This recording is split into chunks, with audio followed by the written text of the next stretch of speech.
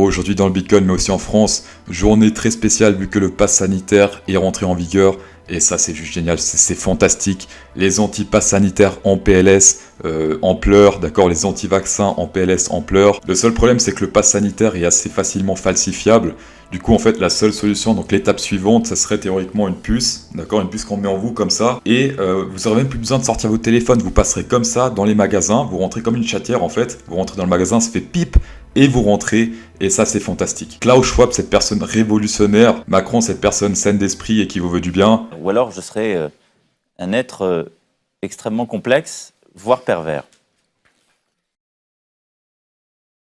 Voilà, pour Macron, hip hip hip, hurrah. Que tu sois un boule, que tu sois un bear, tes analyses tu penses les faire avec flair. Bah le Bitcoin s'en bat les couilles, tes analyses. Aujourd'hui dans le Bitcoin, donc si on prend le top et le bottom ici, on les lit, plus ici le 0,5, plus ici le EMA 20, bah le 0,5 est exactement sur l'EMA 20, target que j'annonce depuis maintenant pas mal de temps, hein, l'EMA 20 ici, donc le top de cet EMA 20, qui est pile poil au 0,5, donc on fait très attention une fois qu'il atteint cette target qui est vers les 47 000, un peu moins, voilà, 46 800, enfin dans ces zones-là. Là, je vous parlais d'un indicateur totalement secret, caché, personne n'en parle, aucun youtubeur en parle, Cardemou n'en parle pas, MM Crypto n'en parle pas, aucun youtubeur en parle, et c'est le fameux hash ribbons. Donc en gros c'est tout simple, ça indique la puissance des mineurs, et dès qu'il y a un point bleu, normalement c'est un signal buy. Donc il s'est jamais trompé dans le passé, sauf ici il a fait une couille chelou, là je sais pas ce qu'il a fait là, donc là bim ça s'est croisé, mais pas de point bleu, donc peut-être il s'est supprimé par la suite. Je sais pas si c'est un redraw ici, donc peut-être il y a un point bleu qui est apparu, mais après redraw c'est possible. Bon, dans tous les cas, absolument tout le monde regarde cet indicateur, absolument tout le monde achète quand ici il y a une boule bleue. Ok, là c'est en train de monter, mais faites gaffe, je vous rappelle que grosse résistance vers les 47 000, donc plein de gens achètent ici, et puis peut-être ça va être la liquidation après, donc faites très attention, même s'il a souvent raison et tout, ne vous fiez pas à un seul indicateur, c'est très important. Hash Ribbons, oui, il fonctionne dans le passé, je confirme.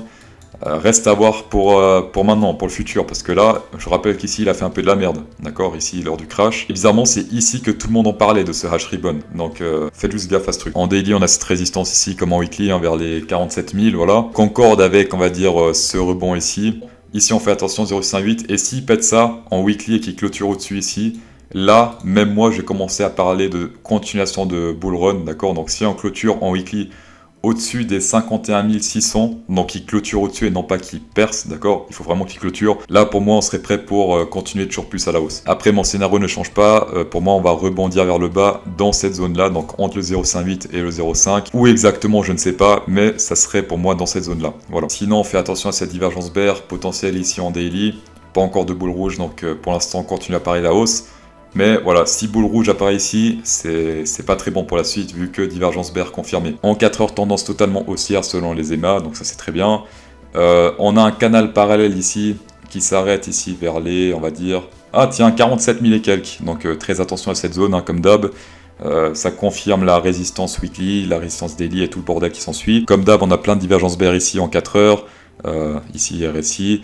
Mais vu que la tendance est haussière en daily, on parie que à la hausse, donc on prend que les divergences boules, et en plus on rebondit parfaitement ici sur les MA 20, souvent en zone de support quand c'est une tendance boule. Pour faire les trades, ça se passe sur Bybit, la plateforme avec le moins de frais de trade au monde. Vous avez jusqu'au 18 août pour recevoir jusqu'à 1600 $, de coupons bonus ici avec mon lien en description. Après un premier dépôt, tapez dedans. On va passer sur IF.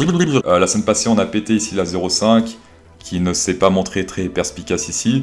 Après on a la 0,6, donc celle-là elle est plus intéressante selon moi. On a la tige ici en weekly, pile poil ici sur le 0,58. Le hasard, donc très important, prenez un peu de thune ici. Et après c'est tout simple, une fois qu'on clôture au-dessus du 0,58 en weekly, bah, la target c'est le top, tout simplement. Donc la TH à 43 000, non 4391, voilà. Ça fait déjà pas mal de temps, je vous le dis, hein, l'Ethereum... Merde, l'Ethereum a beaucoup plus de chances d'atteindre son ATH que le Bitcoin, vu que lui a quasiment zéro résistance ici sur la montée, alors que le Bitcoin c'est mort d'or, hein, ici.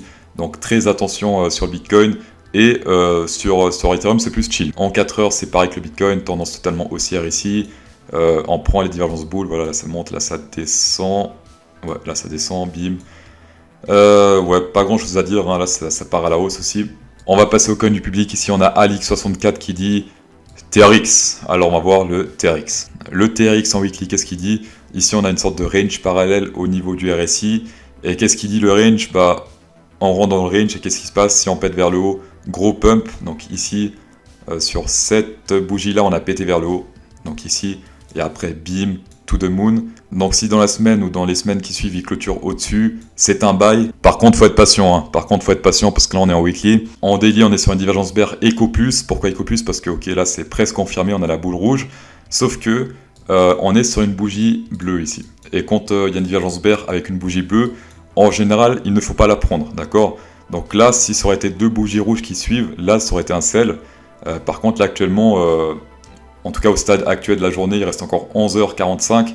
Si ça se clôture en bleu, c'est plutôt bon pour la suite. Et si ça se clôture en rouge, bah là dans ce cas c'est un short. Voilà, en tout cas s'il pète le 0,58 c'est très bon. Il y a des grandes chances qu'il va toucher le top du coup ici.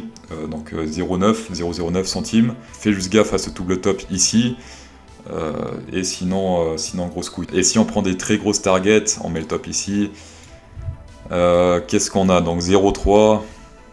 Bah prends ici au lieu de prendre là, quoi, les profits, comme ça t'es sûr au moins que ça touche cette résistance. Donc là ça atteint la deuxième target, ça fait déjà du 30%, ce qui est beaucoup, c'est beaucoup 30%. Sinon bah tu surveilles en weekly ici, si ça pète ici cette résistance là, en weekly, bah là c'est très très grosse couille. En tout cas merci beaucoup d'avoir checké cette vidéo, ça fait vraiment plaisir, mettez un pouce bleu si ça vous a aidé. Vaccinez-vous, c'est super important, il y a un site qui s'appelle Vite ma dose, pour ceux qui ne sont pas encore vaccinés, hein. Vite ma dose, vite ma dose. Bonne soirée.